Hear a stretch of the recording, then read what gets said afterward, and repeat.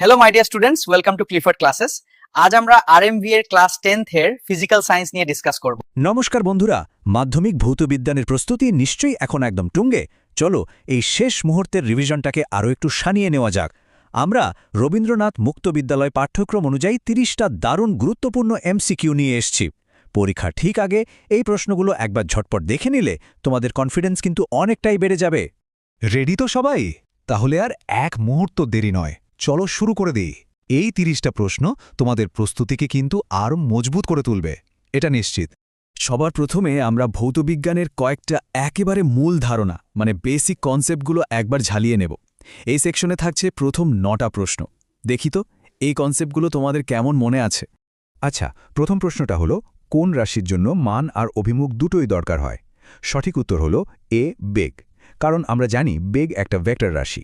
এরপর 2 নম্বর প্রশ্ন, সনকের আকার কমালে শব্দের প্রাবল্য কী হয়? উত্তরটা হবে এ, কমে যায়, কারণ ওর কম্পনের বিস্তারটাও কমে আসে। আর 3 নম্বর প্রশ্নটা হলো আলোর প্রতিফলন নিয়ে। আপতন কোণ যদি 55 ডিগ্রি হয় তাহলে প্রতিফলন কোণও হবে সি 55 ডিগ্রি। একদম সোজা, কারণ প্রতিফলনের সূত্রই বলে আপতন কোণ আর প্রতিফলন কোণ সবসময় সমান হয়। এবার চলো পরের 3টে প্রশ্নে যাওয়া যাক। দর্পণে কোন অক্ষরটা আলাদা দেখায়? উত্তরটা হলো ডিএন, কারণ এর প্রতিবিম্বটা পাশাপাশি উল্টে যায়। এরপর একটা খুব সহজ কনভার্সনের প্রশ্ন, 300 কেলভিন উষ্ণতা সেলসিয়াস স্কেলে কত হবে?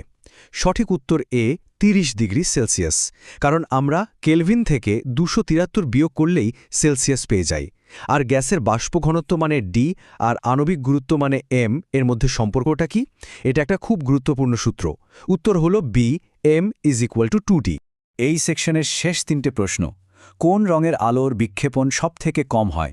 উত্তর হলো এ, লাল। এর তরঙ্গদৈর্ঘ্য সবচেয়ে বেশি, তো তাই এটা কম ছড়ায়। এই কারণেই বিপদ সংকেতে লাল আলো ব্যবহার করা হয়, তাই না? আচ্ছা, পরের প্রশ্ন, ডায়নামো কোন নীতিতে কাজ করে? উত্তর হলো এ, তড়িৎ চুম্বকীয় আবেশ, যেটা যান্ত্রিক শক্তিকে তড়িৎ শক্তিতে বদলে দেয়। আর একদম শেষে, শূন্য মাধ্যমের পরম প্রতিসরাঙ্কের মান কত? এর উত্তর হলো সি, 1। এটা কিন্তু মনে রাখতে হবে। তো আমাদের প্রথম সেকশন শেষ, এবার আমরা দ্বিতীয় পর্বে চলে এসেছি, যেখানে আমরা অ্যাপ্লিকেশন আর মেজারমেন্ট মানে প্রয়োগ আর পরিমাপ সংক্রান্ত কিছু প্রশ্ন দেখে নেব। এখানে প্রশ্ন নম্বর 10 থেকে 21 পর্যন্ত থাকবে। চলো দেখা যাক এই টপিকগুলোই তোমাদের দখল কতটা। 10 নম্বর প্রশ্নটা হলো, কোনো পরিবাহীর প্রবাহমাত্রা যদি দ্বিগুণ করা হয় তাহলে উৎপন্ন তাপ কত গুণ বাড়বে? উত্তর হবে সি, 4 গুণ, কারণ জুলের সূত্র অনুযায়ী আমরা জানি উৎপন্ন তাপ প্রবাহমাত্রার বর্গের সমানুপাতিক হয়। আচ্ছা, পরেরটা বেশ মজার প্রশ্ন, মেরুজ্যোতি বা অরোরা বায়ুর কোন স্তরে দেখা যায়? উত্তর হলো সি, আয়নোস্ফিয়ারে। আর অ্যামিটার দিয়ে কি মাপা হয়? এটা তো একদম সহজ, উত্তর হলো বি, প্রবাহমাত্রা বা কারেন্ট। তোমরা কি জানো পৃথিবী প্রতিদিন গড়ে কত সৌরশক্তি পায়? উত্তরটা হলো এ, 1.4 কিলোওয়াট প্রতি বর্গমিটারে। এরপর একটা স্বাস্থ্য সম্পর্কিত প্রশ্ন, কোন রশ্মির প্রভাবে অসময়ে চোখে ছানি পড়তে পারে?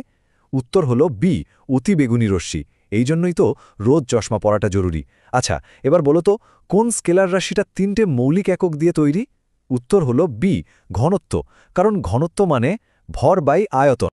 এবার প্রশ্ন নম্বর 16, একটা ঢিলকে যদি উপরের দিকে ছুঁড়ে দেওয়া হয় তাহলে তার গতিপথটা কেমন দেখতে হয়? উত্তর হলো বি, পড়া বৃত্তাকার বা প্যারাবোলিক। এরপর গোলক দর্পণের ফোকাস দূরত্বের সূত্রটা কি? এটা একটা খুব কমন ফর্মুলা।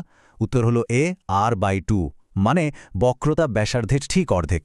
আর তড়িৎ প্রবাহের এসআই একক কি? এটা ভুল হওয়ার কোনো চান্সই নেই, উত্তর হলো বি, অ্যাম্পেয়ার। এই সেকশনের শেষ প্রশ্নগুলো দেখে নিই। জলের সাপেক্ষে কাঁচের প্রতিসরাঙ্ক কত? এটার উত্তর হল এ, 1.33। এই ভ্যালুটা মনে রাখতে হবে। এরপর তাপের পরিমাণ বা কিউয়ের সূত্র কোনটা? উত্তর হল ডি, সবগুলোই। কারণ দেখো, যখন অবস্থার পরিবর্তন হয় না তখন Q is equals to ms delta T, যখন অবস্থার পরিবর্তন হয় তখন Q is equals to ml, আবার ক্ষমতা আর সময়ের হিসাবে Q is equals to PT. আর সবশেষে অ্যাসিডের সাধারণ বৈশিষ্ট্য কি? উত্তর হলো এ, এর পিএইচ মান সবসময় 7-এর কম হয়। ব্যাস, আমরা চলে এসেছি একদম ফাইনাল রাউন্ডে, চূড়ান্ত পর্বের প্রস্তুতি। এখানে 22 থেকে 30 নম্বর পর্যন্ত আরও কিছু বাছাই করা গুরুত্বপূর্ণ প্রশ্ন আছে। চলো শেষ ল্যাপটা ভালোভাবে দৌড়ে নেওয়া যাক। 22 নম্বর প্রশ্নটা কেমিস্ট্রি থেকে। এর মধ্যে কোনটা অসম্পৃক্ত হাইড্রোকার্বন?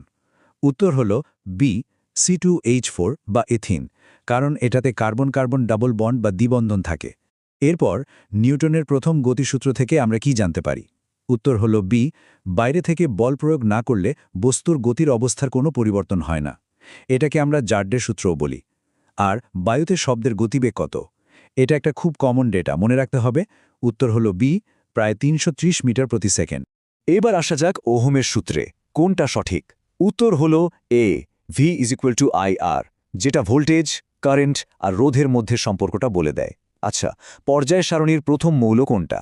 এটা তো সবাই জানে। উত্তর হল এ, এইচ বা হাইড্রোজেন, যার পারমাণবিক সংখ্যা 1। আর লেন্সের ফোকাস দূরত্বের সূত্রটা কি? উত্তর হল বি, 1/f = 1/v - 1/u। এই জায়গাটা কিন্তু খুব ভালো করে মনে রাখবে। দর্পণের ক্ষেত্রে সূত্রে প্লাস হয় আর লেন্সের ক্ষেত্রে মাইনাস। চলে এসেছি আমরা একদম শেষ 3টে প্রশ্নে। মোলারিটির সংজ্ঞা কি? উত্তর হল এ, প্রতি লিটার দ্রবণে যত মোল দ্রবীভূত থাকে সেটাই। এরপর কার্যের এসআই একক কি? উত্তর হল এ, জুল, যেটা কিন্তু শক্তিরও একক। আর শেষ প্রশ্ন, বিস্ফোরক বিক্রিয়ায় সাধারণত কি উৎপন্ন হয়? উত্তর হল এ, গ্যাস, যেটা খুব তাড়াতাড়ি আয়তনে বেড়ে গিয়েই বিস্ফোরণটা ঘটায়। তো এই ছিল আমাদের আজকের 30টা খুব গুরুত্বপূর্ণ প্রশ্নের একটা কুইক রিভিশন। আশা করি এই আলোচনাটা তোমাদের শেষ মুহূর্তের প্রস্তুতিতে অনেক কাজে আসবে। সবার জন্য অনেক অনেক শুভকামনা রইল। Thank you for watching. See you in the next video. Like and subscribe.